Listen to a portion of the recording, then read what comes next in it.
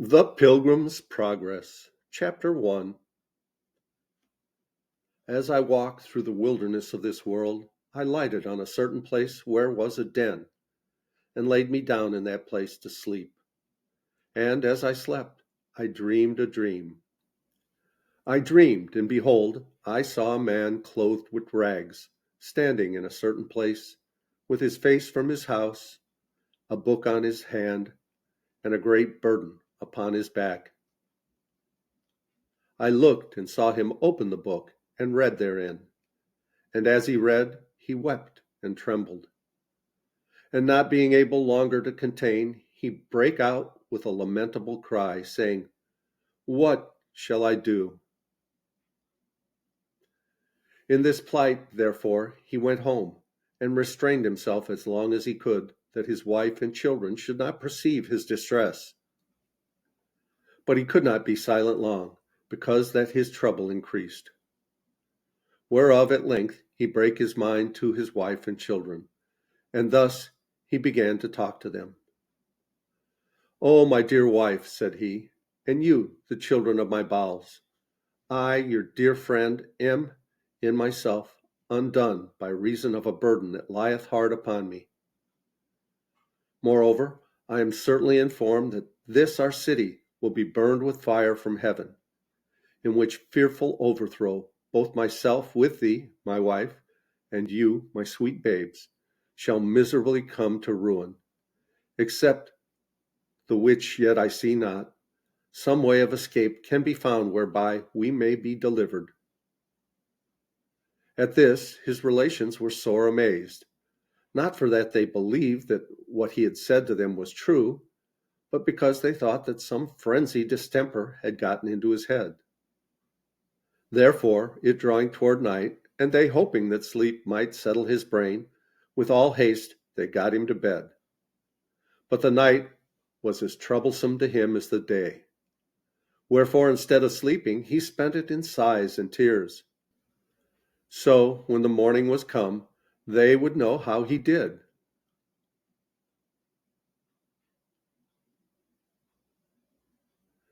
He told them, worse and worse.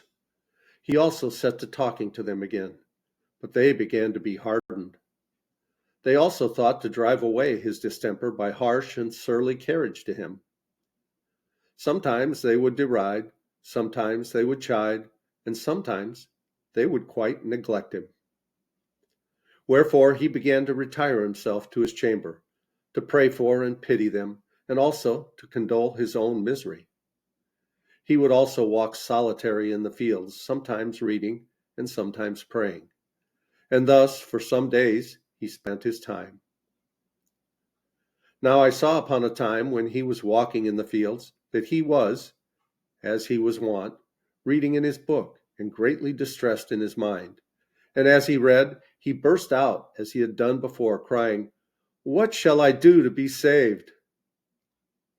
I saw also that he looked this way and that way, as if he would run. Yet he stood still, because, as I perceived, he could not tell which way to go. I looked then and saw a man named Evangelist coming to him, who asked, "Wherefore dost thou cry?" He answered, "Sir, I perceive by the book in my hand that I am condemned to die, and after that to come to judgment. And I find that I am not willing to do the first, nor able to do the second." Then said Evangelist, "Why not willing to die, since this life is attended with so many evils?" The man answered, "Because I fear that this burden that is upon my back will sink me lower than the grave, and I shall fall into Tophet. And, sir, if I be not fit to go to prison, I am not fit to go to judgment, and from thence to execution. And the thoughts of these things make me cry." Then said the evangelist, "If this be thy condition, why standest thou still?" He answered, "Because I know not whither to go." Then he gave him a parchment roll, and there was written within, "Flee from the wrath to come." The man therefore read it, and looking upon the evangelist very carefully, said, "Whither must I fly?"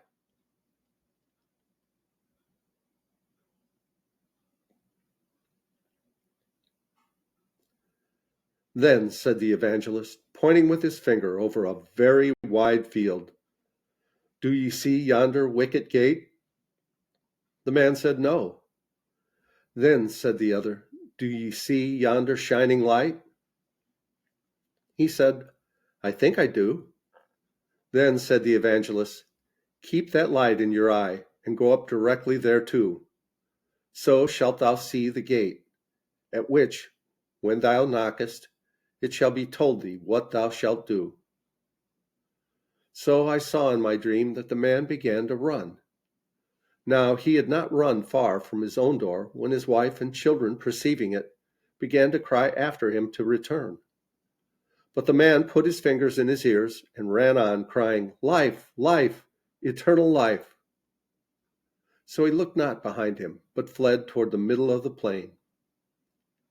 The neighbors also came out to see him run, and as he ran, some mocked, others threatened, and some cried after him to return.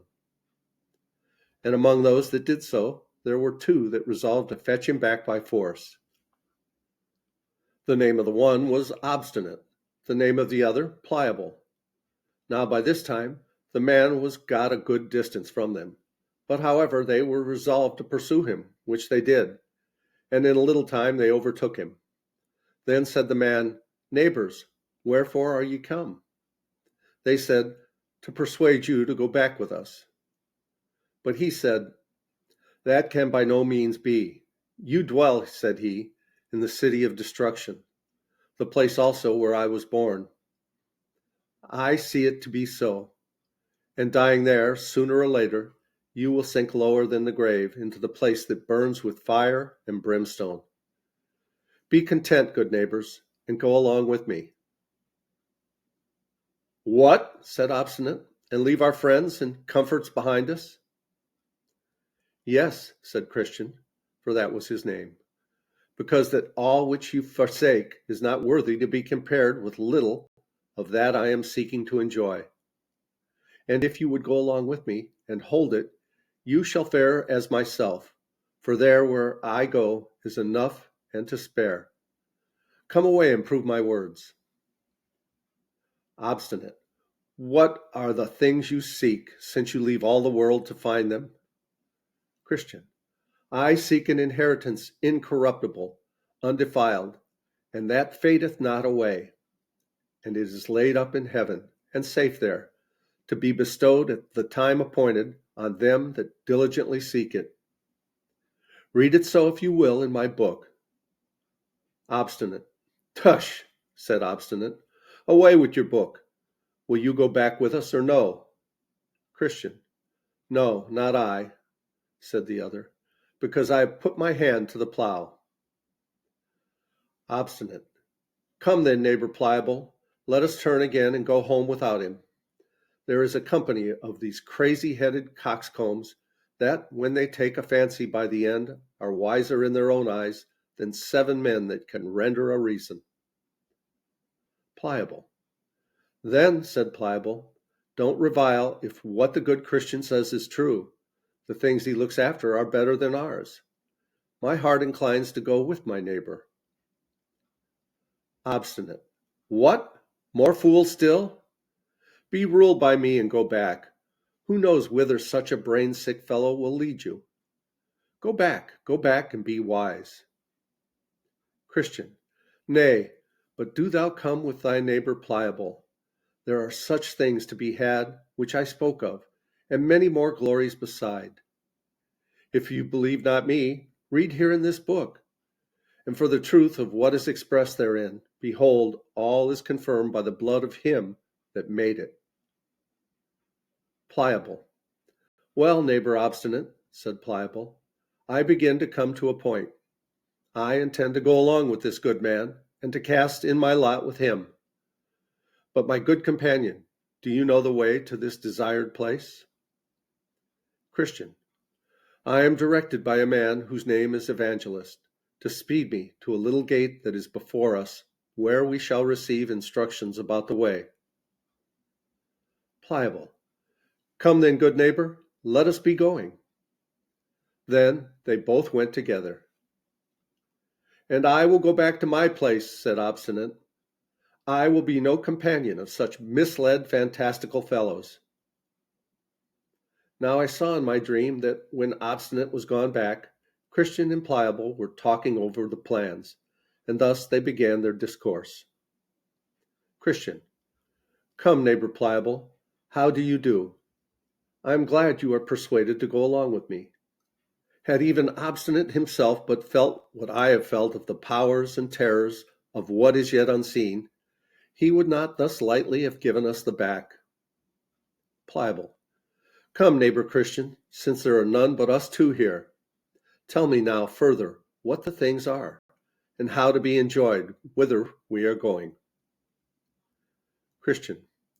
I can better conceive of them with my mind than speak of them with my tongue. But yet, since you are desirous to know, I will read of them in my book. Pliable. And do you think that the words of your book are certainly true? Christian. Yes, verily, for it was made by him that cannot lie. Pliable. Well said. What things are they? Christian. There is an endless kingdom to be inhabited, and everlasting life to be given us, that we may inhabit that kingdom forever. Pliable. Well said. And what else? Christian. There are crowns of glory to be given us, and garments that will make us shine like the sun in the firmament of heaven. Pliable. This is very pleasant. And what else? Christian. There shall be no more crying, nor sorrow, for he that is owner of the place will wipe all tears from our eyes. Pliable. And what company shall we have there? Christian. There we shall be with seraphims and cherubims, creatures that shall dazzle your eyes to look on them. There also you shall meet with thousands and tens thousands that have gone before us to that place. None of them are hurtful, but all loving and holy, every one walking in the sight of God and standing in his presence with acceptance forever. In a word, there we shall see the elders with their golden crowns. There we shall see the holy virgins with their golden harps. There we shall see men that by the world were cut in pieces, burnt in flames, eaten of beasts, drowned in the seas for the love they bear to the Lord of the place, all well and clothed with immortality as with a garment. Pliable. The hearing of this is enough to ravish one's heart. But are these things to be enjoyed? How shall we get to be sharers thereof? Christian. The Lord, the governor of the country, hath recorded that in his book, the substance of which is, if we be truly willing to have it, he will bestow it upon us freely. Pliable. Well, my good companion, glad am I to hear of these things. Come on, let us mend our pace. Christian.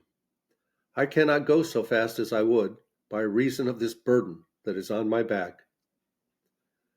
Now I saw in my dream that just as they had ended this talk, they drew nigh to a very miry slough that was in the midst of the plain. And they, being heedless, did both fall suddenly into the bog. The name of the slough was Despond. Here, therefore, they wallowed for a time, being grievously bedaubed with the dirt. And Christian, because of the burden on his back, began to sink into the mire. Pliable. Then said Pliable, Ah, neighbor Christian, where are you now? Christian. Truly, said Christian, I do not know. And we'll pause here and continue with this story in the next video. Please like, subscribe, leave a comment below. Thanks so much for watching. I love you guys. As Tigger says, ta-ta for now.